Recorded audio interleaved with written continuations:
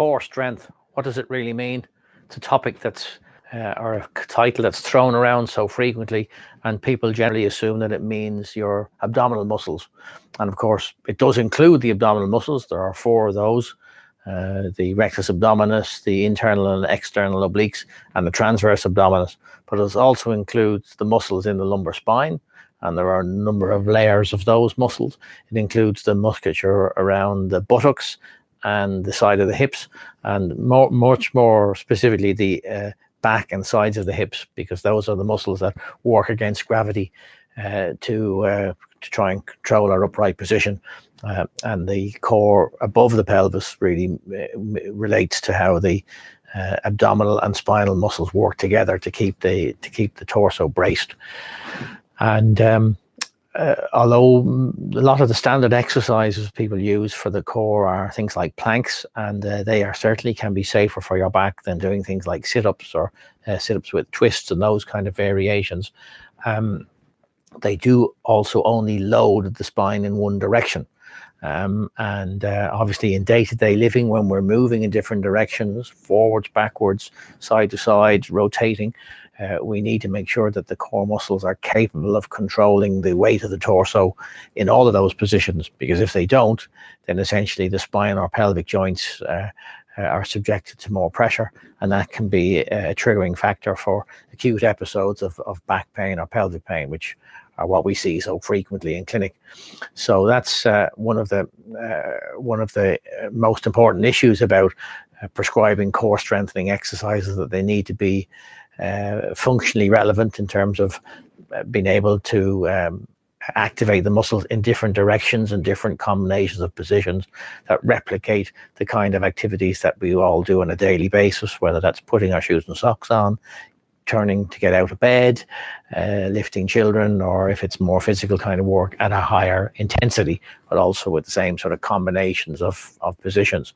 So that's the important thing. Now, from an exercise selection point of view, there are a number of things to bear in mind. One is, if the spine itself is sore, then we need to make sure that the level of loading of muscle activation doesn't put the spine under undue pressure, because that can be counterproductive. So that's very important. And to some extent, working in safe positions, lying is always a good safe start.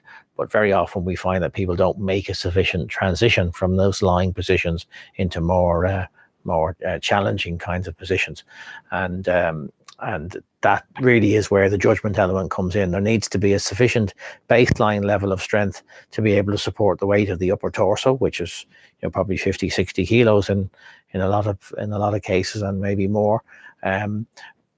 So we need to make sure that the baseline level of strength is there, but then we also need to, in a controlled way, put people into different positions which test different combinations of how the muscles need to work. So there's a bit of a calculated risk involved there, but nonetheless, that's really important in order to try to get people to return to a proper level of function. Now, some people, if they don't have any background in exercise at all, if they just start to do some basic core exercises in non-functional positions, they get a useful training effect, because they essentially just kickstart the system. So that works well. Others may find that they are vulnerable in particular directions of movement, most typically bending and twisting. They're positions which really challenge the mechanics of the spine. So if there are problems of muscle control in those directions, then the rehabilitation needs to try to replicate them in a controlled, safe way. And that can be either breaking the movement down into static parts, so just simply putting somebody in a specific position and holding them there and applying resistance in that position, or using resistance bands, or holding a weight in a fixed position and then progressing to actually working through range in a more complex movement pattern. So that there are groups of patients that who are reasonably active and fit, but their certain directions of movement are vulnerable directions for them, and they are what need to be targeted from a rehabilitation point of view. So the take-home message there is that the core is not just the abdomen; it's the entire musculature, front and back, and also more particularly the back of the buttocks and the side of the pelvis. They're all integral parts of the core musculature who need to function together in a synergic way, are all working together in order to produce proper support around the spine.